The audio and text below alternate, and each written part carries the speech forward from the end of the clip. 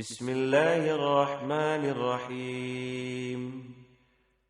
الحمد لله رب العالمين، الرحمن الرحيم، مالك يوم الدين. إياك نعبد وإياك نستعين، اهدنا الصراط المستقيم، صراط الذين أنعمت عليهم غير المغضوب عليهم ولا الضالين.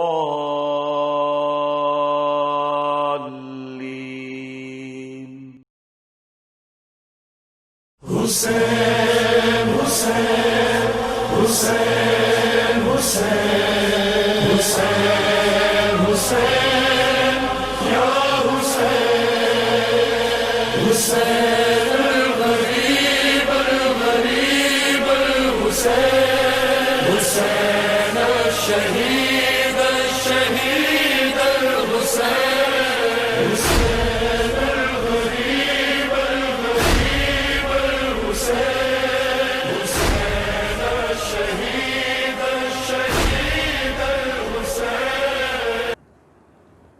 لا حول ولا قوة إلا بالله العلي العظيم. أعوذ بالله من الشيطان اللعين الرجيم. بسم الله الرحمن الرحيم. الحمد لله الذي لا يبلغ مدحته القائلون ولا يحصي نعماه العادون ولا يؤدي حقه المجتهدون الذي لا يدركه بعد الهمم ولا يناله غوص الفتن الذي ليس لصفته حد محدود ولا نعت موجود ولا وقت معدود ولا أجل ممدود. فطر الخلائق بقدرته ونشر الرياح برحمته. الصلاة والسلام على رسوله الكريم خير المبشرين والمنذرين شفيع المذنبين المخاطب طه وياسين نبي المؤيد والرسول المسدد والمصطفى الأمجد أبي القاسم محمد. ولعنة الله على أعدائهم أجمعين. أما بعد فقد قال الله سبحانه وتعالى في كتابه المجيد. بسم الله الرحمن الرحيم. ربنا آمنا بما أنزلت واتبعنا الرسول فاكتبنا مع الشاهدين. محترم محبان آل محمد، عاشقان سید الشہداء، ہم نے جس آیت کریمہ کی تلاوت کی ہے یہ سورہ آل عمران کی آیت نمبر 53 ہے، اور جس موضوع پر ہماری گفتگو ہو رہی ہے وہ ہے اسلام انسانی مشکلات کا حل ہے. خدا وحدہ لا شریک قرآن مجید میں ہر طرف اور ہر پہلو سے انسان کو بتا رہا ہے، اور اقرار انسان جو کر رہا ہے وہ بھی اس میں درج ہے. جیسے کہ انسان خود اقرار کر رہا ہے اور انبیاء کے اوپر جو اس نے کتابیں نازل کی، شریعت نازل کی، بندے نے اسے قبول کیا۔ ربنا آمنا بما انزلت واتبعنا الرسول، اے ہمارے پروردگار جو تو نے نازل فرمایا ہم اس پر ایمان لائے، ہم نے اس کی اتباع کی ہے، فاکتبنا مع الشاہدین، اور ہمارا نام گواہی دینے والوں میں تحریر فرما لے۔ انسان کے لیے اللہ نے جو نظام بنایا، جو انتظامات کیے ہیں، واقعاً وہ بہت اہم ہیں۔ جس کے لیے نظام بنا ہے لیکن وہ بہت نادان ہے۔ نظام بہت اہم ہے، بنانے والا بہت اہم ہے، لیکن جس کے لیے نظام بنا ہے وہ بہت نادانی کرتا ہے، اور اتنی نادانی کرتا ہے کہ وہ اپنے خالق کو بھول کے نہ جانے کہاں کہاں جا کے سر جھکاتا ہے، مخلوقات کے سامنے سر جھکاتا ہے، اپنے خالق کا دامن چھوڑ کے مخلوق کے سامنے جھک جاتا ہے۔ پروردگار عالم نے اس کو اتنا بلند کیا، اتنا زیادہ بلند کیا، اتنا زیادہ بلند کیا کہ ملائکہ اور فرشتوں کو حکم دیا کہ وہ سجدہ کریں، اور یہ بندہ اتنا زیادہ نیچے گرتا چلا گیا، اتنا زیادہ نیچے گرتا چلا گیا کہ وہ مٹی اور پتھر کے سامنے سر جھکانے لگا، اور اپنے اس خالق کو فراموش کر بیٹھا جس نے اسے شکم مادر میں زندہ رکھا، جس نے اسے وجود بخشا۔ هل اتى على الانسان حين من الدهر لم يكن شيئا مذكورا۔ یہ انسان قابل ذکر نہیں تھا، ہم نے اسے قابل ذکر بنایا۔ لیکن پروردگار عالم چونکہ ان کا خالق ہے، اس نے ہمیں پیدا کیا ہے، وہ ہمارا سب کا خالق ہے، اس لیے وہ ہر مقام پر ہمارے اوپر رحم کرتا ہے، اور ہماری فلاح و بہبود کے لیے اس نے انبیاء کو، مرسلین کو بھیجا ہے تاکہ وہ ان کا پیغام لائیں، ان تک پہنچائیں اور ان کو سیدھا اور سچا راستہ بتاتے رہیں۔ اہدنا الصراط المستقیم، اور ان کو صراط مستقیم پر وہ باقی رکھے۔ انبیاء کا سلسلہ اس لیے جاری رہا، اور کتابوں کا سلسلہ اس نے اس لیے جاری رکھا ہے کہ اگر یہ جسمانی مخلوق یعنی یہ انبیاء تمہارے درمیان نہ رہیں تو ان کا دیا ہوا علم تمہارے پاس موجود ہوگا، اس علم سے تمہیں فائدہ اٹھانا ہے۔ جیسا جیسا انسان آگے بڑھتا رہا، ترقی کرتا رہا، ویسے ویسے اللہ نے اس کے اوپر قوانین لاگو کیے ہیں۔ ایک دم سے سارے قانون بھیج کے لاگو نہیں کر دیا ہے۔ جیسے جیسے اس کی عقل مضبوط ہوتی رہی، جیسے اس کا ذہن مضبوط ہوتا رہا، جیسے اس کا دل مضبوط ہوتا رہا، ویسے ویسے اللہ نے جیسے آسان لفظوں میں کہوں جیسے انسان برداشت کے قابل ہوتا چلا گیا، اس طرح اسی لحاظ سے اللہ نے اس کے اوپر قانون اور شریعت بھیجنا شروع کی ہے۔ لیکن انسان ان قوانین سے فرار کرنے کی کوشش کرتا رہا جن قوانین کو خود وحدہ لا شریک نے بنایا ہے اور انبیاء کے ذریعے سے ہم تک پہنچائے ہیں۔ یہ بندہ ہمیشہ ان قوانین سے فرار کرتا ہے اور اپنا قانون بناتا ہے، اور انسان کا جو سب سے پسندیدہ قانون ہے وہ سرمایہ دارانہ نظام ہے، پیسے والوں کا نظام۔ اور انسان کی جو سیاست ہے وہ اس لیے ہے تاکہ وہ غریب اور ناچار اور نادار لوگوں پر حکومت کر سکے، ان پر ظلم کر سکے۔ اس سرمایہ دارانہ نظام جو ہے انسان کا پسندیدہ عمل ہے۔ اس کے دونوں پہلو ہیں، اچھے پہلو بھی ہیں اور برے پہلو بھی ہیں، لیکن اچھے پہلو بہت کم ہیں۔ جیسے اس میں جب سرمایہ دارانہ نظام قائم کر لیتا ہے انسان تو اس کے اندر سے اخلاق جیسی چیز چلی جاتی ہے، خدمت گزاری جیسی چیز ختم ہو جاتی ہے۔ لیکن اگر سرمایہ دارانہ نظام نہ ہو تو یہ بندہ ایک دوسرے کے بندے کے ساتھ اخلاق سے بھی پیش آتا ہے اور اخلاقی طور پر اس کی مدد اور ہیلپ بھی کرتا ہے۔ لیکن جیسے ہی بندے کا پسندیدہ نظام آ جاتا ہے تو یہ بندہ فرعون بن جاتا ہے۔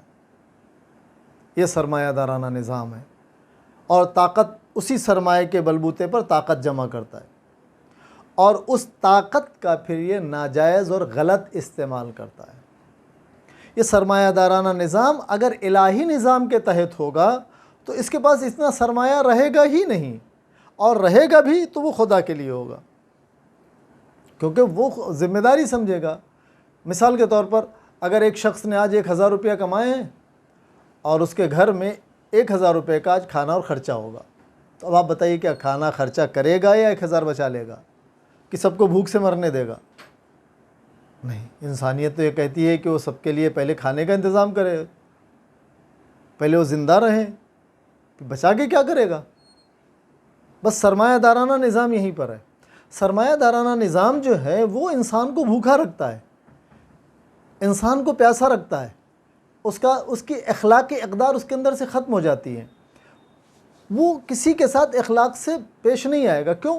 مثال کے طور پر ایک آدمی گر گیا اور یہ سرمایہ دار انسان ہے، پیسے والا آدمی جا رہا ہے تو گاڑی روک کے اسے اٹھائے گا نہیں، کھڑا نہیں کرے گا۔ لیکن یہی انسان اگر اس کے اندر اسلام اور انسانیت ہے تو گاڑی کی جس چیز سے بھی جا رہا ہوگا اسے اٹھا لے گا۔ اس سرمایہ دارانہ نظام کا یہ غلام بن چکا ہے، جس سے میں نے ابھی مثال دی کہ تاریخ کا فرعون، اتنا سرمایہ تھا، اس نے اس سرمایہ کا غلط استعمال کیا۔ نمرود سرمایہ سے طاقت جمع کی، اس طاقت کا غلط استعمال کیا۔ شداد سرمایہ جمع کیا، سرمایہ جمع کرنے کے بعد اس سے طاقت حاصل کی، اس طاقت کا غلط استعمال کیا۔ یزید سرمایہ جمع کیا، سرمایہ جمع کرنے کے بعد اس سے طاقت جمع کی، طاقت کا غلط استعمال کیا۔ جہاں جہاں سرمایہ دارانہ نظام لوگوں نے بنایا ہے اپنی فیسلٹی کے لیے، وہاں نقصانات بھی زیادہ ہیں اور ظلم بھی زیادہ ہے، پریشانیاں بھی زیادہ ہیں، اور بہت سارے فائدے بھی ہیں۔ ایسا نہیں کہ اس کے فائدے نہیں، فائدے بھی ہیں۔ ایک ایک چیز کی طرف اگر ہم غور کریں، ہم پہلے غور کریں کہ اگر یہ بندہ سرمایہ دارانہ نظام پر باقی رہتا ہے، اسلام کا نظام جو ہے وہ سرمایہ دارانہ نظام نہیں ہے، تمہیں امیر بننے کے لیے نہیں روکتا ہے، نہیں، تمہیں مالدار بننے کے لیے نہیں روکتا ہے، تمہیں کاروبار کرنے کے لیے روکتا نہیں ہے، منع نہیں کرتا ہے، اس کے لیے قاعدے بنائے، اس کے قوانین بنائے۔ لیکن سرمایہ دارانہ نظام جو لوگوں نے بنایا ان کو پیسے سے مطلب ہے، چاہے چھین کے ملے، بے ایمانی سے ملے، زیادہ منافع کما کے ملے، بس ان کو اپنے پیسے سے مطلب ہے، نہ کہ ان کو ان کے جس سے وہ کام لے رہے ہیں ان کی زندگی سے مطلب ہے، ان کے ہاتھ پیروں سے مطلب ہے۔ نہیں، اگر ہاتھ پیر کٹ گئے تو بھی ان سے کوئی لینا دینا نہیں ہے، مر بھی گیا تو بھی کوئی لینا دینا، ان کا سرمایہ محفوظ ہونا چاہیے۔ اسلام انہی تمام چیزوں کے لیے انسان کو آگاہ کرتا ہے۔ تمہارے پاس اگر سرمایہ ہے تو لوگوں نے پوچھا کہ ہم یہ مال کہاں خرچ کریں، کس پر خرچ کریں اور کیسے خرچ کریں، سوال کیا پیغمبر سے۔ سورہ بقرہ آیت نمبر 215، سوال کیا ہو رہا ہے؟ بسم اللہ الرحمن الرحیم۔ یسألونک ماذا ينفقون قل ما انفقتم من خیر فللوالدین والاقربین والیتامى والمساکین وابن السبیل وما تفعلوا من خیر فإن اللہ بہ علیم۔ سوال کیا کیا؟ لوگوں نے آپ سے پوچھا، پیغمبر سے لوگ پوچھ رہے ہیں، یا رسول اللہ ہمارے پاس مال ہے، پیسہ ہے، کہاں خرچہ کریں؟ کیا آج کوئی پیسے والا پوچھنے آتا ہے ہم پیسہ کہاں خرچہ کریں؟ اس کو خود خرچہ کرنا ہے، اس کو انویسٹ کرنا ہے۔ جب سوال کیا گیا کہ ہم پیسہ کہاں خرچہ کریں تو جواب میں قرآن مجید بتا رہا ہے، جو مال بھی خرچ کرو اپنے والدین، قریب ترین رشتہ داروں، یتیموں، مسکینوں، مسافروں پر خرچ کرو، اور جو کار خیر تم بجا لاؤ گے یقیناً اللہ اس سے خوب باخبر ہے۔ آپ نے دیکھا کہ سرمایہ دارانہ نظام میں یہ چیز نہیں ہے، ہم پیسے ان پر کیوں خرچ، الٹا ان کا استحصال کیا جاتا ہے۔ والدین کی اہمیت، بالکل آج کل کے جو سرمایہ دار لوگ ہیں وہ زیادہ تر اپنے بچوں کو کیا کرتے ہیں، اپنے بڑوں کے ساتھ کیا کرتے ہیں، اپنے بچوں کو بہترین ہاسٹل میں ڈالتے ہیں، اپنے بچوں کے لیے نوکر اور نوکرانیاں رکھتے ہیں، اور اپنے بزرگوں کے لیے کیا کرتے ہیں، ان کو اولڈ ایج ہوم میں چھوڑ کے چلے جاتے ہیں۔ اور ان سے کہتے ہیں کہ بھئی آپ ایک نرس لگا دیجئے، آپ کسی خدمت گزار کو لگا، ہم آپ کو اتنا چندہ دیں گے، اتنا پیسہ دیتے رہیں گے، آپ ان کو سنبھالیے۔ یہ سرمایہ دارانہ نظام میں یہ پریشانیاں، یہ ظلم ہے۔ وہ بچے جو ہاسٹل میں پڑھ رہے ہیں وہ اخلاقی طور پر اپاہج ہو جاتے ہیں، ان کے پاس اخلاق نہیں رہتا ہے، کیونکہ وہاں جو کچھ سیکھ رہے ہیں بس وہی ان کے لیے، والدین کا احترام، والدین سے ملنا۔ والدین تو کرایہ دار کی طرح جاتے ہیں ان سے ملنے اور مل کے چلے آتے ہیں، اسی طرح ماں باپ سے ملنے جاتے ہیں، اور یہی ایک سلسلہ قائم اور باقی ہے، چل رہا ہے۔ اسلام ان تمام چیزوں پر روک لگاتا ہے، کہا نہیں تم والدین کو ایسے نہیں چھوڑ سکتے، وبالوالدین احسانا، والدین پر احسان کرو، مال خرچ کرنا ہے والدین پر خرچ کرو، فللوالدین والاقربین والیتامى والمساکین وابن السبیل۔ تو مال خرچ کرنا چاہتے ہو، بتائیے، آپ خود اندازہ لگائیے، آج کے دور میں نہ جانے کتنے ہی لوگ ہیں جو یتیموں کا مال کھائے بیٹھے، ان کے سامنے اگر کوئی غریب مل گیا ان کو تو اس کو اتنا استحصال کریں گے، اس غریب کو کتے سنبھالنے کے لیے رکھیں گے، کتے کو نہیں رکھیں گے اسی غریب کا خیال رکھنا، بلکہ اس غریب کا استحصال ہوگا، کم سے کم پیسہ دیا جائے گا اسے۔ اسلام ان تمام چیزوں سے انسان کو روکتا ہے، اس کا برین واش کرتا ہے، اس کا دل صاف کرتا ہے، اس کے دل میں محبت پیدا کرتا ہے، اور کہتا ہے کہ نہیں، تم یتیم کا مال نہیں کھا سکتے ہو، تم غریب کے ساتھ اس طرح برتاؤ نہیں کر سکتے ہو۔ یہ سرمایہ دارانہ نظام جب پیدا ہوتا ہے تو یہ نہیں دیکھتا ہے کہ یہ انسان کتنی اہمیت کا مالک ہے، اس انسان کی ویلیو کتنی ہے، یہ انسان اللہ کے کتنے قریب ہے، اللہ کی نظر میں اس کا مقام کیا ہے۔ جب سرمایہ دارانہ نظام قائم ہو جاتا ہے تو ابو جہل، ابو لہب جیسے لوگ پیدا ہوتے ہیں اور وہ اپنے زمانے کے نبی کو جھٹلاتے ہیں۔ جب سرمایہ دارانہ نظام پیدا ہوتا ہے تو ابو سفیان سے جیسے لوگ پیدا ہوتے ہیں اور وہ نبوت اور امامت کو جھٹلاتے ہیں۔ سرمایہ دارانہ نظام جب مضبوط ہوتا ہے تو پھر یزید جیسے لوگ پیدا ہوتے ہیں، اور سرمایہ داری میں وہ اتنا غرق ہو چکے ہوتے ہیں، اتنا کھو چکے ہوتے ہیں کہ ان کو یہ بھی پتہ نہیں ہوتا ہے کہ ہم قانون الہی کو پامال کر رہے ہیں، توڑ رہے ہیں، ختم کر رہے ہیں، ہم کر کیا رہے ہیں۔ اتنا ان کو نشہ سوار ہو جاتا ہے سرمایہ داری کا۔ یہ سرمایہ زیادہ تر لوگ اس کے عادی ہیں، آج پوری دنیا میں دیکھ لیجئے، اسی سرمایہ داری کے بلبوتے پر لوگ حکومتوں کو گرا رہے ہیں، اسی سرمایہ داری کے بلبوتے پر لوگ حکومتیں بنا رہے ہیں، ایک دوسرے پر پابندیاں لگا رہے ہیں۔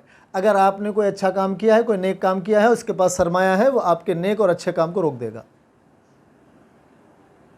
اور یہ سرمایہ دارانہ نظام انسان کہاں کہاں یوز کرتا ہے، بڑی باریک بینی سے اس پر توجہ کرنے کی ضرورت ہے۔ یہ ہمارے ایمان کو بھی کھاتا ہے، یہ ہمارے مذہب کو بھی پامال کرتا ہے، یہ ہمارے دین کو بھی خراب کرتا ہے، یہ ہماری عبادت کو بھی خراب کرتا ہے، ہر چیز میں اس کا دخل ہے۔ سب سے زیادہ کرپشن جو ہوتا ہے وہ اس سرمایہ کو مذہبی معاملات سے جوڑ کے اس کا کرپشن کیوں ہوتا ہے یہاں پر۔ اب وہ میں ساری تفصیلات میں نہیں جاؤں گا، تفصیلات اس کی بہت زیادہ ہیں۔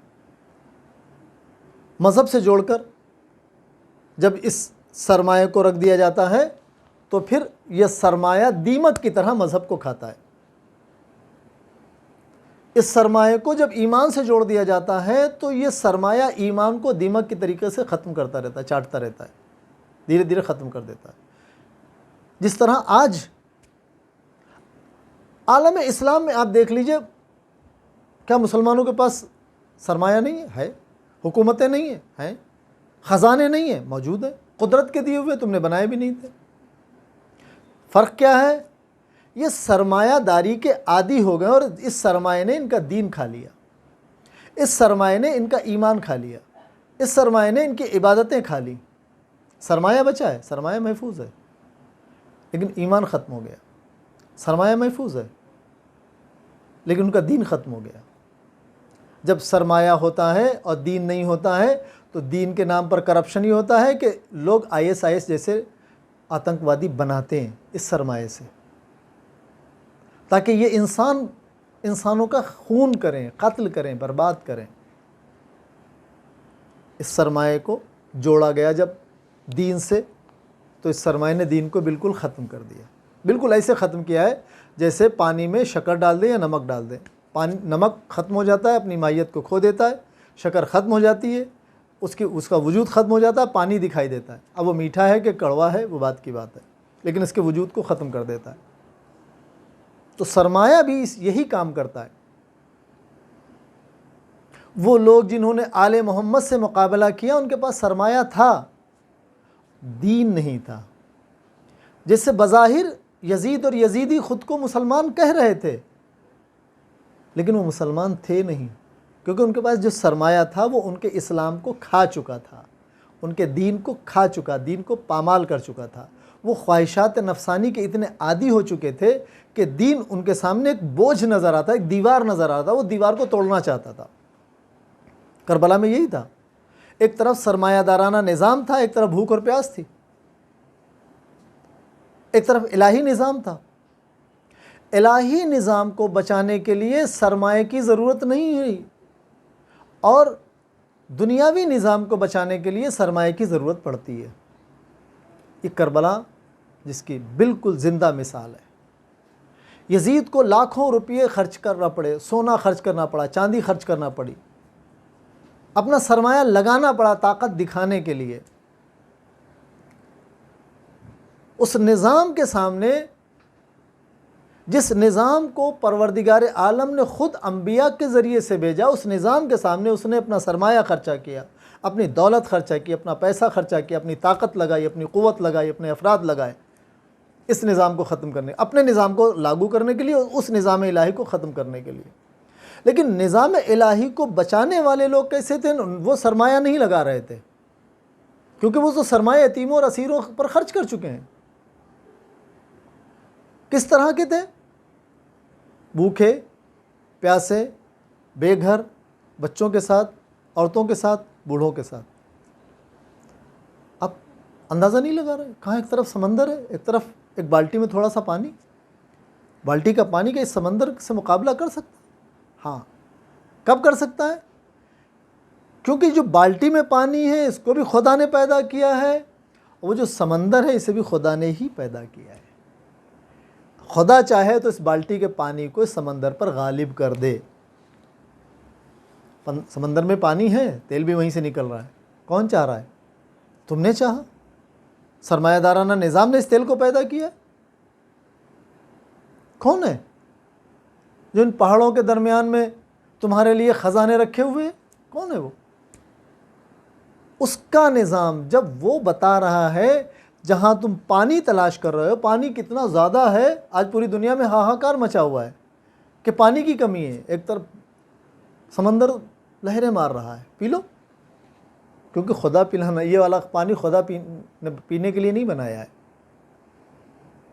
اگر چاہے تو یہ پینے کے لیے بن جائے، اور بن سکتا ہے اگر اس کا بندہ جو اس کے نظام پر باقی ہے اور وہ پیاسا ہو تو پروردگار عالم اس سمندر کے پانی کو اس کے لیے میٹھا بنا سکتا ہے۔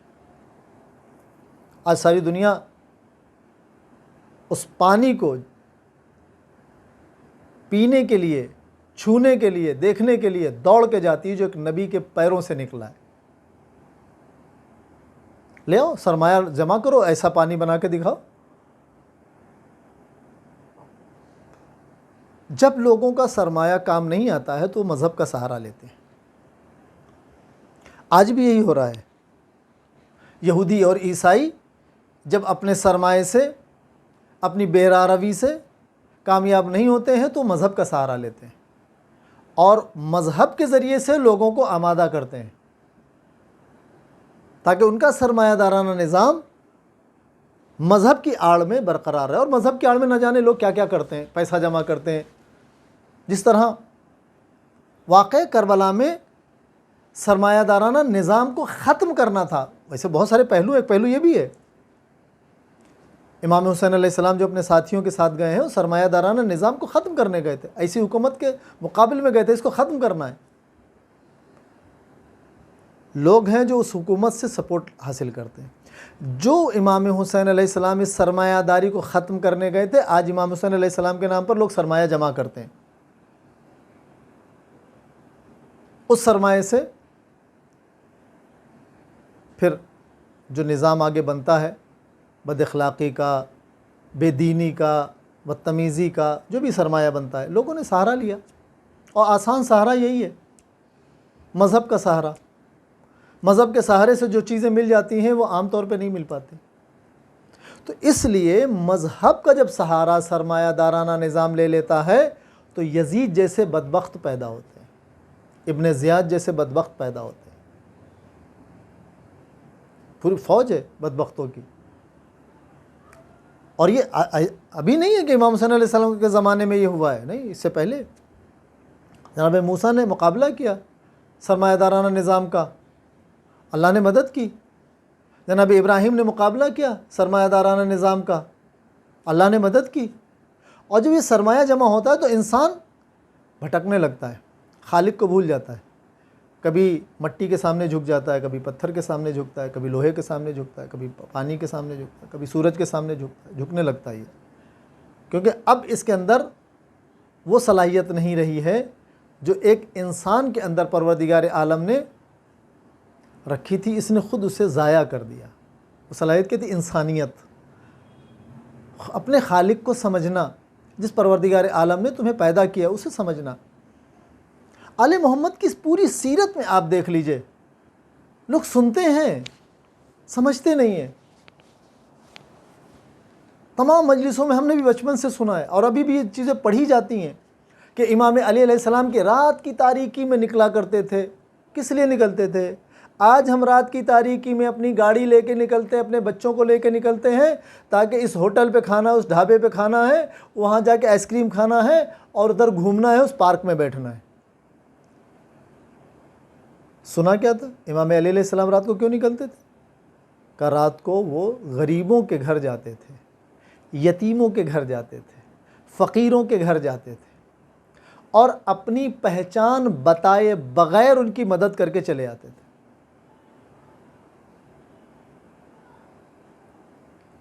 امام علیہ السلام کی پوری زندگی ہے، امام حسن کی پوری زندگی اسی طرح کی ہے، امام حسین علیہ السلام نے بھی کربلا سے پہلے پوری زندگی اسی طرح گزاری ہے۔ امام سجاد علیہ السلام کی زندگی دو حصوں میں بٹ گئی، ایک کربلا سے پہلے کی زندگی، ایک کربلا کے بعد کی زندگی۔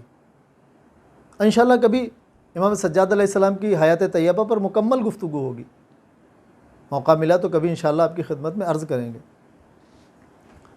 لیکن آپ غور کریں، خود امام علی علیہ السلام کو جب غسل دیا جا رہا تھا تو ان کے کندھے پر ڈھٹے پڑے، ان کے ہاتھوں میں ڈھٹے پڑے ہوتے، جیسے ایک مزدور کے ہاتھوں میں ڈھٹے پڑے ہوتے ہیں۔ کیوں؟ وہ لوگوں کی اتنی خدمت کرتے تھے، اور وہ بہت مشہور ہے۔ جب امام علی علیہ السلام کو خلافت ملی، ان کے بھائی عقیل آئے اور انہوں نے اپنی جب بات کرنا شروع کی تو دو چراغ رکھے تھے، ایک بجھا ہوا ایک جل رہا تھا۔ تو جو جل رہا تھا امام علی علیہ السلام نے اسے بجھا دیا، گل کر دیا، اور جو گل رکھا تھا اسے روشن کر دیا، جلا دیا۔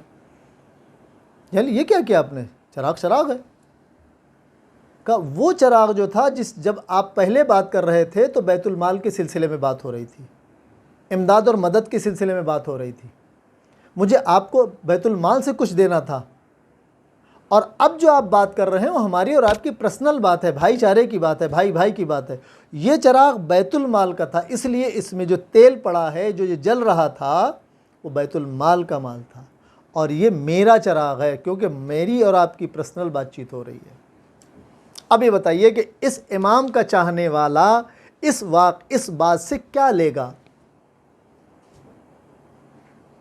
اس کے دل میں کیا چیز پیدا ہوگی کہ میں بیت المال کی حفاظت کروں یا بیت المال کو کھا جاؤں؟ میں اللہ کے نظام کی حفاظت کروں یا نظام کو توڑ دوں؟ آج ہم نقلی اسلام کے اتنے عادی ہو گئے ہیں کہ اصلی اسلام ہمیں پسند نہیں ہے، آ بھی نہیں سکتا۔ ہمارے مراجع کرام، ہمارے علماء کرام علم کے ذریعے سے ائمہ معصومین علیہ السلام کی جو احادیث پیش کرتے ہیں، تو کچھ احادیث اور واقعات جب آتے ہیں تو لوگوں کو عجیب سا لگتا ہے، اور یہ کہتے ہیں کہ اسے ہم کیسے قبول کر سکتے ہیں، ہم اس پر کیسے چل سکتے ہیں؟ پاسبل نہیں ہے۔ ایک طرف انسان یہ کہہ رہا ہے کہ ایسا کیسے ہو سکتا ہے، ہم نے تو کبھی نہیں دیکھا، جبکہ میں اس سے پہلے کے مجالس میں پڑھ چکا ہوں کہ لوگوں نے کہا یا رسول نے جب اسلام پیش کیا تو لوگوں نے کہا کہ اس پر تو ہمیں چلنا مشکل، ہم تو وہی کریں گے جو ہمارے باپ دادا کیا کرتے تھے۔ قرآن مجید میں موجود ہے۔ ہم ان رسومات کو تو توڑ نہیں سکتے ہیں کہ جو ہمیں گمراہی کی طرف لے جاتے ہیں، ہم ان آیات کو چھوڑ سکتے ہیں، ان احادیث کو چھوڑ سکتے ہیں جو ہمیں اللہ کی طرف لے جاتے ہیں۔ یہی کربلا میں جنگ تھی، یہی امام علیہ السلام کی جنگ تھی، اور اگر میں آسان لفظوں میں کہوں نوجوانوں اور بچوں کے لیے، انبیاء کی بھی یہی جنگ تھی کہ انبیاء لوگوں کو اللہ کے سامنے لانا چاہتے تھے، اللہ سے کانٹیکٹ کرانا چاہتے، اللہ سے کنٹینیو کانٹیکٹ رکھانا چاہتے تھے، اور لوگ اللہ کے قریب جانا نہیں چاہ رہے تھے۔ جیسے آج کے دور میں ماشاءاللہ سے ہماری بچیاں کالج جاتی ہیں، اسکول جاتی ہیں، اسکول سے کالج جاتی ہیں، کالج سے یونیورسٹی جاتی ہیں۔ کبھی ماں باپ یہ نہیں پوچھتے ہیں کہ تمہیں لیڈیز ٹیچر نے پڑھایا، جینٹس ٹیچر نے پڑھایا، کبھی نہیں پوچھتے۔ لیکن یہی بچیاں قرآن پڑھنے کے لیے، حدیث سیکھنے کے لیے عالم دین کے پاس نہیں جاتی اور نہیں جا سکتی، کیونکہ ایسا نظام بنا دیا گیا ہے کہ یہ لڑکیاں، یہ بچیاں نامحرم کے سامنے جا سکتی ہیں، لیکن ایک متقی پرہیزگار عالم کے سامنے نہیں جا سکتی، کیونکہ ہم رسومات کے اتنے عادی ہو چکے ہیں کہ تمام لوگ اپنی بچیوں کو، اپنی عورتوں کو وہاں پڑھنے نہیں بھیجتے، تو ہم کیوں بھیجیں گے؟ اس کا مطلب جو لوگ جہاں نہیں بھیج رہے ہیں وہاں کچھ تو غلط ہے۔ یہ ایک الگ ٹاپک ہے کہ یہودیوں اور عیسائیوں نے جو مسلمانوں کے خلاف پروپیگنڈے کیے، کتابیں لکھیں، انہوں نے اپنے جاسوس چھوڑے، وہ ایک الگ موضوع ہے، اس پر بہت تفصیل سے گفتگو کی ضرورت ہے کہ آج یہ عورتیں، لڑکیاں عالم کے درمیان یا اس سے پڑھنے کیوں نہیں جاتی ہیں، اور آج بھی وہ ایسے مدرسے چلا رہے ہیں، ایسے نظام بنا رہے ہیں کہ عوام اور عالم کے درمیان میں کھائی ہونا چاہیے، ایک دیوار ہونا چاہیے۔ یہ عوام عالم سے بس اتنا ہی لے، نکاح پڑھوا لے، بچہ پیدا ہو اذان دلوا لے، اقامت کہلوا لے، نماز میت پڑھوا لے، اور اس کے علاوہ اس کا کوئی کام نہیں ہے۔ اسے کچھ سرمایہ دے دو، یہ اپنا منہ بند کر کے چلا جائے۔ یہ قرآن کی ان آیات کو کبھی نہ چھیڑے جو ہمارے اوپر لاگو ہوتی ہیں، یہ ان حدیثوں کو کبھی نہ پڑھے جن حدیثوں میں ہمیں تنبیہ کی گئی ہے، ان آیات کو کبھی ہمارے درمیان میں نہ لائے کہ جن آیات سے ہمارے اوپر کچھ شکنجہ کسا جائے، اگر لے آئے تو اسے نکال دینا چاہیے، اسے بھگا دینا چاہیے۔ اس سرمایہ دارانہ نظام بنا ہوا ہے، کیونکہ مذہب کو بھی سرمایہ دارانہ نظام کی جھولی میں ڈال دیا گیا ہے۔ مذہب اس وقت تک سمجھ میں ہی نہیں آئے گا جب تک ان کے لیے سرمایہ دارانہ نظام کا کوئی پروگرام تیار نہ ہو، یعنی جب تک دیگیں نہ پک رہی ہوں، جب تک کچھ کھانے نہ آئے ہوں، تب تک مذہب سمجھنے کوئی جائے گا ہی نہیں، جاتا ہی نہیں ہے۔ لہٰذا یہ نظام جو لوگوں نے سرمایہ دارانہ نظام بنایا، جس پر چل رہے ہیں، جس کے نقصانات زیادہ ہیں، اور ان لوگوں کے اوپر ظلم ہوتا ہے جو غریب ہیں، جو یتیم ہیں، خود والدین پر ظلم ہوتا ہے، اور جن کے پاس سرمایہ زیادہ ہے وہ والدین پہ زیادہ ظلم کرتے ہیں۔ جن کے پاس کم ہے وہ اللہ سے دعا کرتے ہیں پروردگار دے دے، ماں باپ کی خدمت کر لیں، اور جب دے دیتا ہے تو ماں باپ کو چھوڑ دیتے ہیں۔ یہ وہ نظام ہے، اور اسلام انہی تمام چیزوں کا حل ہے۔ اسلام حل ہے، اسلام کے علاوہ کوئی حل ہی نہیں ہے، کسی کے پاس کوئی حل نہیں ہے، صرف اسلام کے پاس حل ہے، کیونکہ اسلام ہی نے اتنی کتابیں دی ہیں، اسلام نے ہی اتنے لیکچرر دیے ہیں کہ اتنے کسی نے نہیں دیے، کسی کے پاس ہے ہی نہیں۔ آپ کیا سمجھ رہے ہیں؟ جو پیغمبر کے زمانے میں جنگیں ہوئی، صرف جنگیں تھیں؟ آپ ان جنگوں کو غور سے دیکھیے، وہ سرمایہ دارانہ نظام کے خلاف لوگوں کی آزادی کی لڑائی تھی۔ اس سرمایے کی وجہ سے لوگوں نے غلام بنا کے رکھا تھا، یہ سردار ہے باقی سب اس کے غلام ہیں، یہ سردار کا گھر ہے باقی سب اس کے نوکر ہیں۔ اسلام ان سے آزادی دلا رہا تھا، وہ جہاں کہیں گے وہاں شادی ہوگی، جہاں کہیں گے وہاں سر جھکانا ہوگا، کیونکہ وہ سردار ہیں، کیونکہ ان کے پاس سرمایہ ہے۔ اسلام کی لڑائی اسی لیے تھی، اس نظام کے خلاف لڑائی تھی، اس پروگرام کے خلاف لڑائی تھی جو انسانوں کو نقصان پہنچا رہا تھا، کیونکہ اسلام انسانیت کا حامی ہے، اسلام انسانوں کا حامی ہے، اسلام انسانوں کی نسل کا حامی ہے، تمہاری عبادت کا حامی ہے۔ تم آزاد ہو، اللہ نے تمہاری آزادی پر کبھی شکنجہ نہیں کسا ہے. اس نے کبھی نہیں کہا تم سے تم یہی دنیا میں تمہیں پٹک پٹک کے ماریں گے تم نے نماز نہیں پڑھی. کبھی نہیں کہا. ٹھیک ہے ہم نے تم کو پیدا کیا ہے, گھومو پھرو سیر کرو زمین پر, سیرو فی الارض, زمین پر سیر کرو, دیکھو ہم نے کس کا کیا انجام کیا ہے. تم جاؤ آپ غور کر لیجئے. ایک آدمی اذان ہو رہی نماز نہیں پڑھی, اس نے کیا اندھا ہو گیا؟ نہیں. اللہ نے اسے آزاد بنایا ہے اور اسے آزادی دینے کے بعد کہا ہے کہ تم اپنے خالق کو پہچانو, تم اپنے مالک کو پہچانو. اسی لیے اس نے انبیاء کو بھیجا, اسی لیے اس نے انبیاء کے ساتھ کتابوں کو بھیجا. قرآن مجید ایک معجزہ ہے.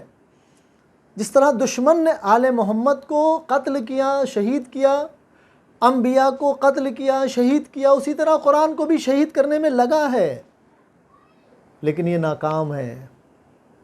اللہ نے ان کو جسمانی ہادی بنایا تھا اور قرآن کو روحانی ہادی ہے. وہ جسمانی اور روحانی دونوں طرح کے ہادی تھے, اور یہ ہدایت کا نور, ہدایت کا چراغ جو ہر گھر میں موجود ہے.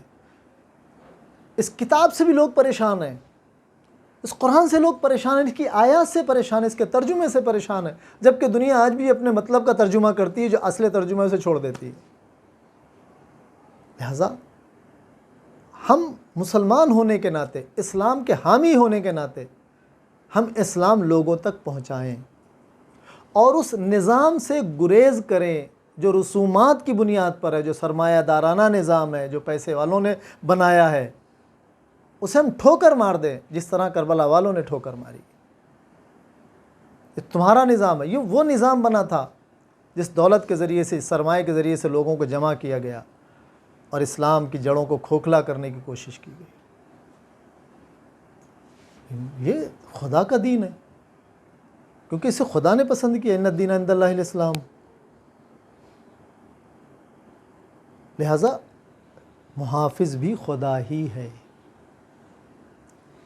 جس نے اسے پسند کیا ہے, جس نے اسے تمہارے لیے بھیجا ہے انبیاء کے ذریعے سے, وہی اس کا محافظ بھی ہے, وہی بچانے والا بھی ہے. تمہارے پاس طاقت, تلوار, زور سب کچھ موجود تھا. ان کے پاس ضعیف بچے, عورتیں اور نوجوان, بچے بہت کم نوجوان تھے, لیکن خدا ان کا حامی تھا, خدا ان کا مددگار تھا. اور وہی خدا ہر مقام پر ان کی مدد کرتا آیا ہے. واقعہ کربلا ہمارے لیے ایک زندہ معجزہ ہے, اور اس میں موجود ہر بچہ ہمارے لیے ایک زندہ معجزہ ہے, ہر خاتون ایک زندہ معجزہ ہے, ہر بوڑھا ایک زندہ معجزہ ہے. امام حسین علیہ السلام تو عظیم سے عظیم تر ہیں. کربلا کے ہر فرد نے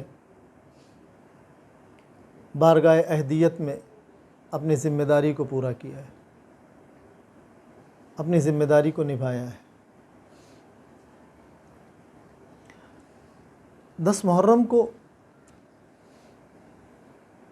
جب دشمن اپنی پوری طاقت اور پوری توانائی کے ساتھ کھڑا تھا,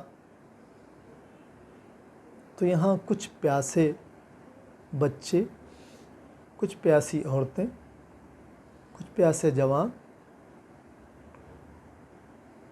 جو اس سیراب شدہ لشکر کے مقابلے میں تھے.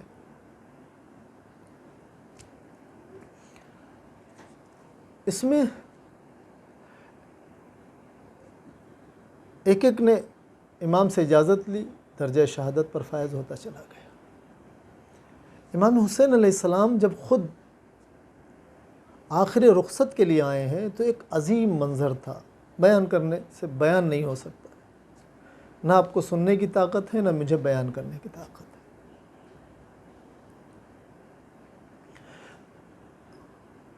جب تک یہ بزرگوار زندہ تھے, مولا عباس, امام حسین علیہ السلام, عورتوں اور بچوں کو ڈھارس تھی کہ ہمارے وارث زندہ ہیں.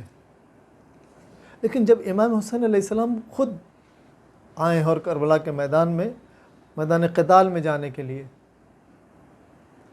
اب عورتوں کو یا بڑوں کو یہ کہا جائے کہ انہوں نے صبر کر لیا نا، ان بچوں کو کیسے سمجھایا ہوگا امام نے، جو ابا کا دامن پکڑے ہوں گے اور کہہ رہے ہوں گے مولا نہ جائیے۔ انہی بچوں میں وہ بچی بھی ہے جس کے بغیر حسین سوتے نہیں ہیں، حسین کو چین نہیں آتا ہے۔ آپ کو معلوم ہے جناب سکینہ امام حسین علیہ السلام کے سینے پہ کیوں سونے کی عادی تھی؟ کیونکہ وہ سب سے چھوٹی تھی اور ہر ایک انہیں گود میں لیے رہا کرتا تھا، کبھی وہ چچا عباس کی گود میں، کبھی بھیا علی اکبر کی گود میں، کبھی ماں کی گود میں، کبھی پھوپھی کی گود میں۔ آخر میں حسین کا نمبر آتا تھا، جب سونے کا وقت ہوتا تھا تو سکینہ حسین کے سینے پہ سو جاتی تھی۔ اب وہ بچی دامن پکڑے ہے جو ہر روز جو سینے پہ سونے کی عادی تھی۔ بابا کل میں کس کے سینے پہ سوؤں گی؟ کل میرے سونے کی جگہ کیا ہوگی؟ میں کہاں جاؤں گی؟ امام نے سب سے دامن تو چھڑایا، سکینہ حسین کا دامن چھوڑ کے اس رہوار کے قریب آ کے کھڑی ہو گئی، اس سے گزارش کرنے لگی میرے بابا کو نہ لے جا۔ امام جب چاہتے ہیں اس رہوار سے کچھ آگے بڑھے، چونکہ حسین کا رہوار ہے، اشارہ کرتا ہے مولا میں کیسے بڑھ سکتا ہوں؟ آپ کا لخت جگر، آپ کی جان میرے قدموں میں ہے۔ حسین اتر آئے، بیٹی ہمیں اسلام کے لیے جانا ہوگا۔ بیٹی اگر میں نہیں جاؤں گا یہ بتاؤ تم اپنے نانا کو کیا جواب دو گی؟ بابا میں آپ کو جانے سے نہیں روکوں گی، بس ایک بار مجھے آخری بار اپنے سینے پہ لٹا لیجیے۔ حسین خاک کربلا پہ لیٹ گئے، وہ بچی حسین کے سینے پہ لیٹی۔ اتنی جلدی کسی کو نیند تو نہیں آتی ہے، لیکن تسلی مل گئی، باپ کے سینہ مل گیا۔ شام غریبہ کی رات کو یہ بچی پھر اپنے بابا کا سینہ تلاش کرنے نکلی اور آواز دیتی ہے بابا کل تو آپ نے سینے پہ لٹایا تھا، اب سینے پہ لٹا لیجئے۔ اس میدان قتال میں جہاں کوئی زخمی پڑا کر آ رہا تھا، کسی کے بازو کٹے تھے، کہیں خون پڑا تھا، ایک نشیب سے آواز آئی۔ یہ وہ بچی جو روز عاشور اپنے باپ کے سینے پہ لیٹی تھی، اب جو وہاں پہنچی جہاں سے آواز آ رہی تھی، سر رکھنے کی کوئی جگہ نہیں تھی، تیروں سے سینہ چھن تھا۔ مورخ نے نہیں لکھا کہ سکینہ نے تیر نکالے یا تیروں پہ سر رکھا۔ سر رکھنے کے بعد کہا بابا آج کا دن ہمارے لیے قیامت کا دن تھا، خیام جل گئے، چادریں چھن گئیں، ظالموں نے تماچے مارے۔ الا لعنت اللہ علی القوم الظالمین، سيعلم الذين ظلموا أي منقلب ينقلبون۔